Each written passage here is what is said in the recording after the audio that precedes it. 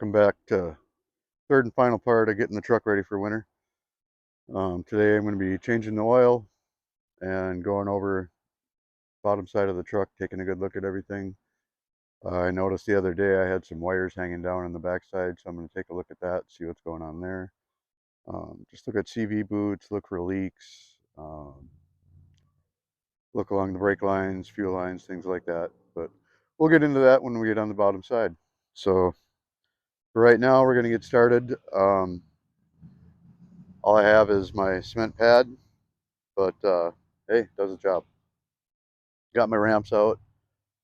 Uh, Usually for something like this, it's easier to use ramps instead of jacking it up and putting stands under it. These ramps do have a tendency to slide on cement. What I'm going to do is I'm just going to put it in four-wheel drive because the traction from the tires will keep them from going too far or sliding too far. I hope anyway. It's usually how it works. Anyway, to start out, I just wanted to make sure that the ramps were aligned with the truck and the tires in the right spot. Make sure they're centered. Give them a good kick. That also helps keeps the ramps in place while you pull up. And we'll get pulled up and get started here. All right, gonna lock her in. 4 high will do. So a little trick, guys. I've seen a lot of people drive right off these ramps or push them off the cement, so forth. Little trick, and actually a lot of you probably already know this, but I'm going to tell you anyway. I do the double foot method. Same thing when I'm backing up to get a trailer. I use one foot on the brake, one on the gas. It gives you a lot more control that way. All right, here we go. See that? Nice and easy. Little bit further, it looks like. All right, well, that's how you get up there. Okay, so I'm on the bottom side of the truck here. I'm looking at these wires I saw dangling. See that? And this is kind of strange because they should be in a loom, and they're just kind of draped over the axle.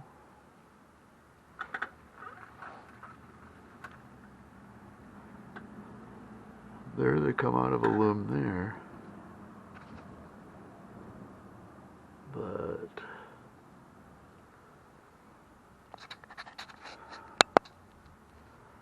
I don't know. It's odd. I'm gonna have to investigate that further. I hate electrical stuff. God, I hate electrical stuff. Oh, I'm just not good at it at all. Anyhow, we're gonna move on from that because I know my taillights work and trailer brake lights and all that stuff work because I've been using them, so I know they work. So I'm not sure what those wires are for. Yeah, gotta love it.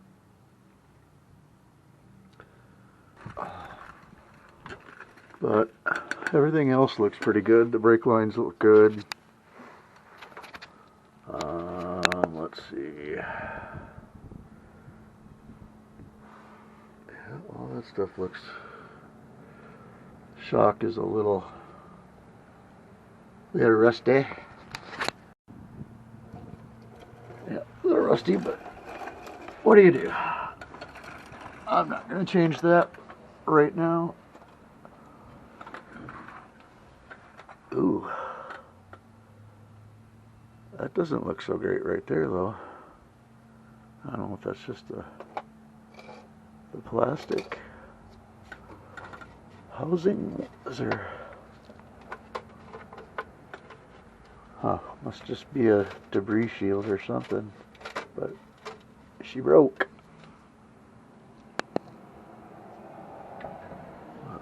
Yeah, look at that. That's terrible. Can't believe that.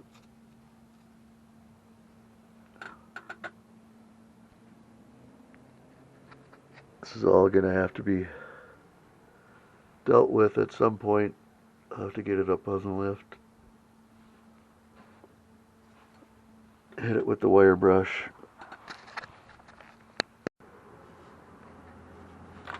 Hit it with the wire brush. Hopefully that'll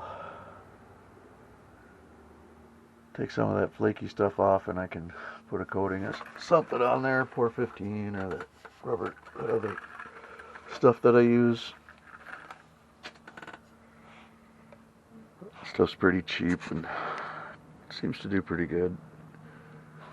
But looking at everything up here, all the lines and everything are in good shape.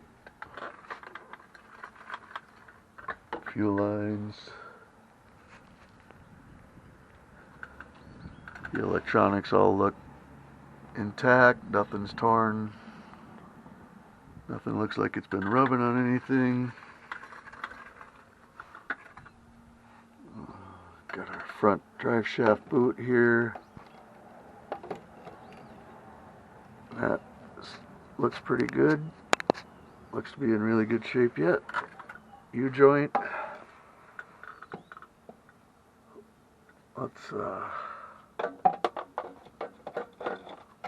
get a better look at that U-joint. I can get this light up in here without, there we go. Oh yeah, nice and tight. Nice and tight. These back ones. Oh yeah, very tight, very tight. There's no wiggle there at all. And these are not serviceable U-joints. I can't grease these, unfortunately.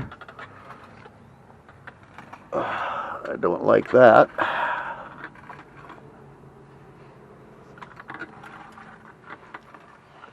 Oh, they seem to just not make these things.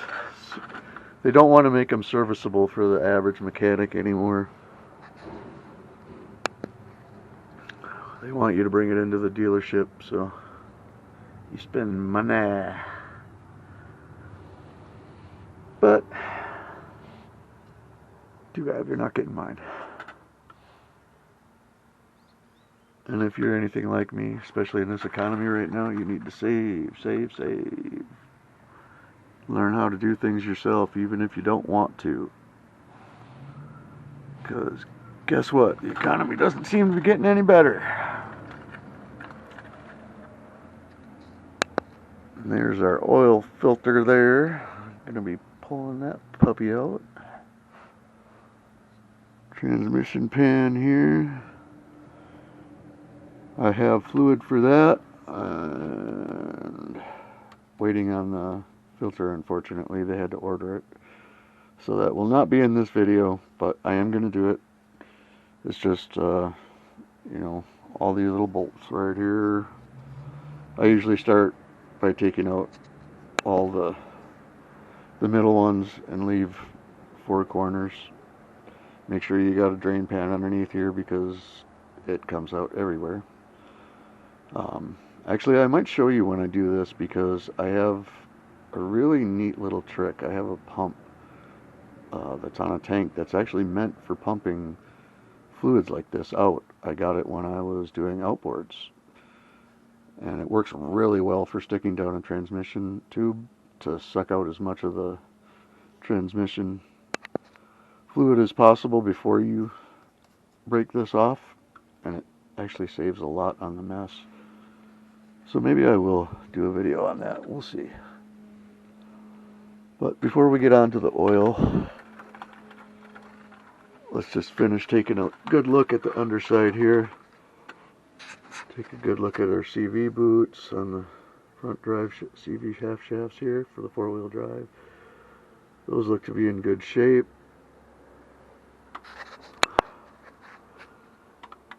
The boot for the rack and pinion steering, that's in good shape. Over here, same thing. A little bit of fluid right there. And my power steering does whine a little bit, but the fluid is good. And where'd that light go?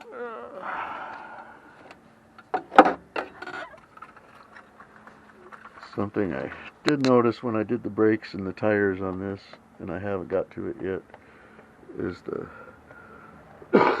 excuse me, the stabilizer link kit rotted out on both sides. That one has just left the chat completely. But I surprisingly haven't noticed any difference driving it. It doesn't seem to affect it at all. It drives just fine, corners just fine, handles fine. I'm still gonna do it. Probably do that when I do the filter. Those link kits are really cheap and they're extremely easy to put in. Just go from the bottom of the A-arm here up to the stabilizer bar. And going on to the coilovers, this is a little different from my blue truck. My blue truck is torsion bars. This is coilovers. And it rides fine, so I'm not too concerned about that. I'm looking for grease points on anything here, like ball joints, lower ball joints, upper ball joints, and nothing has a Zerk fitting on it. Not the steering. Oh, a tie rod does. I feel a nipple up there. So we're gonna hit those tie rod ends with the grease gun. I got that right there. Little trick for these: get the rubber hose on these because you can get into a lot tighter spaces. They do make different attachments, different hoses, make things a lot easier to get into tighter spots. So, we'll at least grease the tie rod ends, since those apparently are the only things that have Zerk fittings on them. The only thing that I'm finding so far, anyway. Yeah. Well, I'll give it another cursory look while I'm doing the oil. Speaking of the Earl, there is the drain plug on this monster right there. Nice and easy to get to. That looks like to be about a 15 mil. I should probably also grab something to get that off, because I have a feel. Oh, holy crap. That just turned with my fingers. Wow. It was tight though, there was no leak, so I'm going to say that was installed correctly, because you don't want. So many people make the mistake of torquing these puppies on as tight as they can get them, and it's just not necessary. So, take one last little look around. I don't see really any leaks or anything anywhere. That's a good sign. Everything's nice and dry. All the wiring looms look to be in good shape. The parking brake cable's in good shape, and I do use that. It is, especially up here, you should use your parking brake as much as you possibly can. It keeps them working good working condition. It also... Right.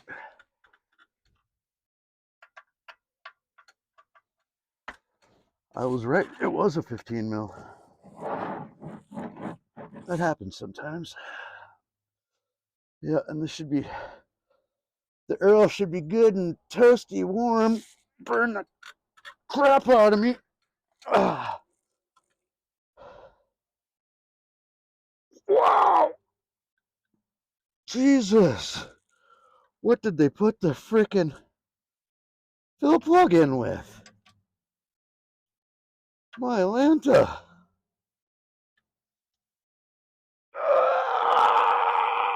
Oh my God! What is going on here? Wow. Not in all my life have I ever. Oh, wow, that thing was in there. Woofta. Somebody did not want that drain plug to leak. All right, see if I can burn the crap out of myself with hot oil and get it all over the place.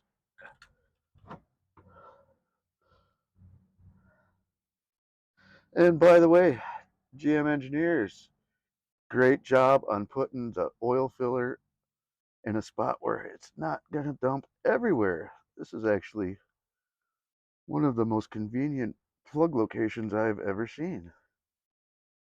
Very good job, very good job. Usually I don't say that about engineers. Most of them. Oh, yeah. Well, got most of it. Only spilled a little. Good thing I'm wearing gloves.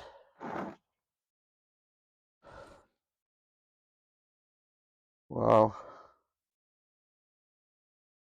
That oil is blacker than my ex's heart. Definitely time for a change. It was considerably over, though, I will say that. I've been neglecting it for a while. My bad. Get onto that filter. Ugh. Roll. Roll. Come on, man. Work with me here. Oh, goodness gracious. All right. Let's get that so it's not going to drain all over the place and hopefully still catch some of this. Oh, yeah. Oh, yeah. Oh, yeah.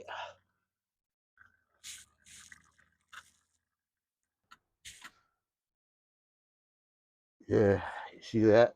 Ladies and gentlemen, that's the good stuff right there. Yeah. Oh, yeah. Gotta love it. Aren't really helping much at this point.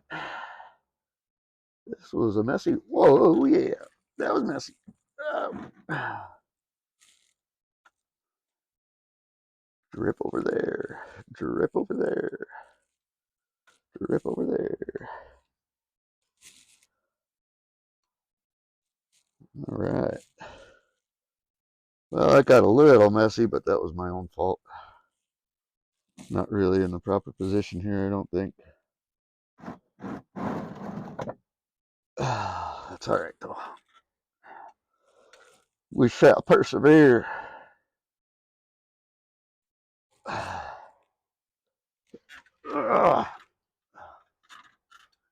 Yeah, the back's still not terribly happy. Oh, yeah. Oh, yeah. Get off of there.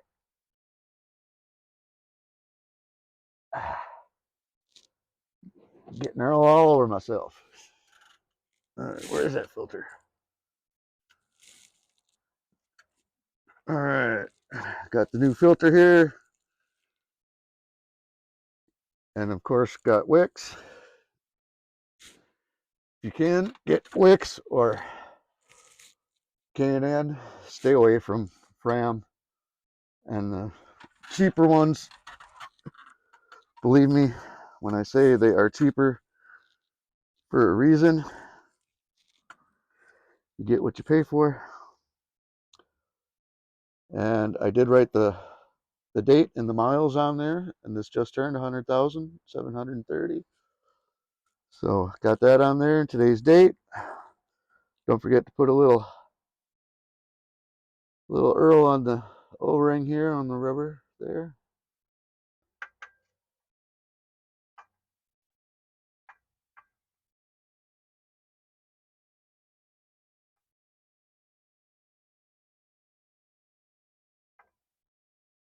All right, well,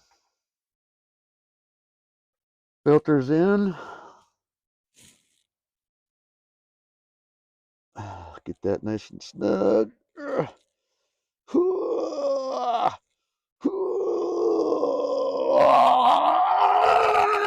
Just kidding.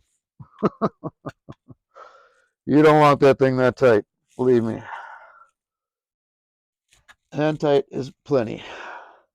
All right, got that drain plug back in. Get rid of this slimy glove because I hate getting slime all over my tools.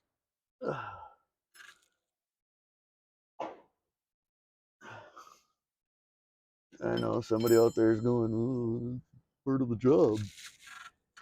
It is, but we'll keep it to a minimum at least. Alrighty. That is plenty tight. It does not need to be, oh my crap, like it was. Slide this puppy on out of here. Yeah, no, get out of here with you. Out. Get. And out of here with me.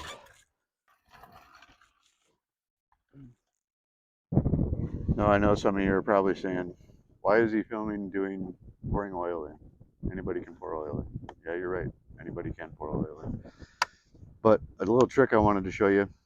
When you're pouring oil in, especially if you don't have a funnel, a lot of people, they always want to do it like this, right? You want to get that puppy as close as you can and get it in there, right? Before you spill all of it all over the place, right? Wrong. Little tip, little trick I picked up a while back. Do it the other way, like this. And the reason why is because when it's tipped like this, okay, there's an air pocket up here, right? So now when you start pouring, it's going to be a nice, smooth, even pour. You feel me? So it's just going to go in nice and easy, and you're not going to glug, glug, glug all over the place. The reason it does the glug, glug, glug all over the place is because when you do it this way, the air's up here. It has nowhere to escape. So, of course, it's going to go glug, glug, glug. All right, so show you just how simple this really is. All right, here we go. See that? Nice, easy pour. Oh, a little too fast though.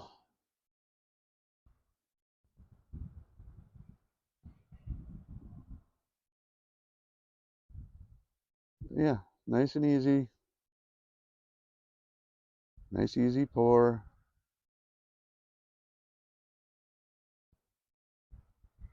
I'm going a little fast, but it's not over spilling yet, so I'm safe.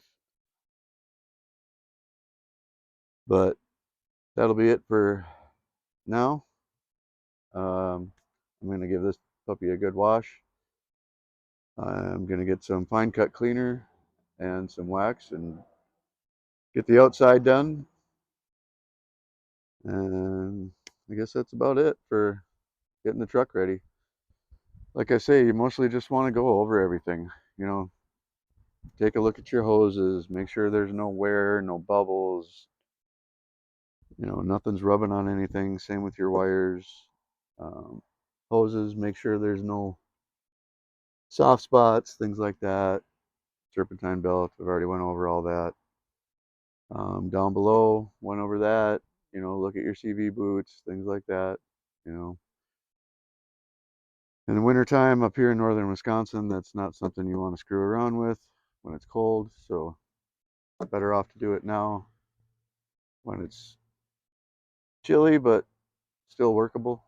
I mean, I'm outside just in a long sleeve right now, and I'm fine. And it's October. It's a decent day. It's about 40, 50 degrees, something like that. So not terrible.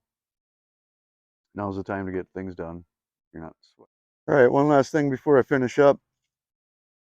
Just want to point out that I did use a wheel chock. You should always use wheel chocks whenever you're underneath the vehicle. It's always a good idea. Be safe. You can either use an actual wheel chock, chunk of wood, something. Just make sure you're chocked up good so your vehicle doesn't move. I've had vehicles come down on top of me before, and that was not a pleasant experience. Oh, yeah. Nightmares, people. Nightmares. So anyway, make sure that you're safe, all right? Before you get underneath anything. Make sure you're using good equipment.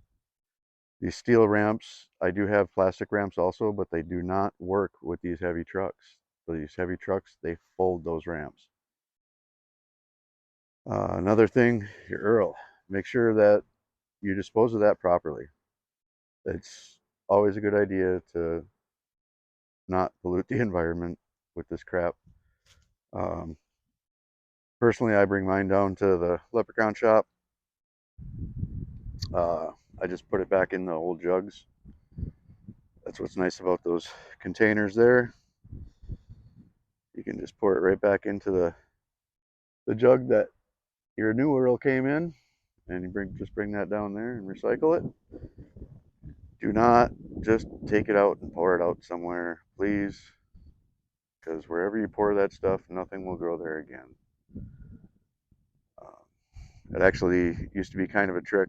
If you talk to some of the old boys, you know, they had a tree stump, or you know, wanted to keep their driveway from getting full of weeds or whatever, they'd go out there and they'd pour oil in those spots, and that would keep anything from growing, and it did a darn good job of it. But it also pollutes the crap out of the environment, and we really don't want that. So the whole purpose of doing this little series of videos is just to show you guys that the average Joe can do a lot of this at home in their driveway if they need to. What to look for before it gets cold. On it, I just washed it really good, and I mean really good. So I'm going to do the fine cut cleaner in a couple of spots where there's some scratches. They're not real deep. I'm going to be using Meguiar's fine cut cleaner, and it's works really good for those fine scratches. I'll see if I can bring you in and show you. I don't know how good the camera will pick it up. They do have a medium cut cleaner as well for scratches that are a little bit worse. I'm not a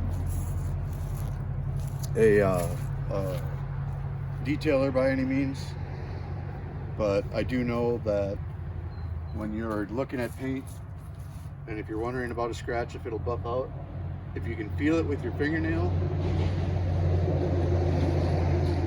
if you feel it and your fingernail catches on it, then that's not going to buff out.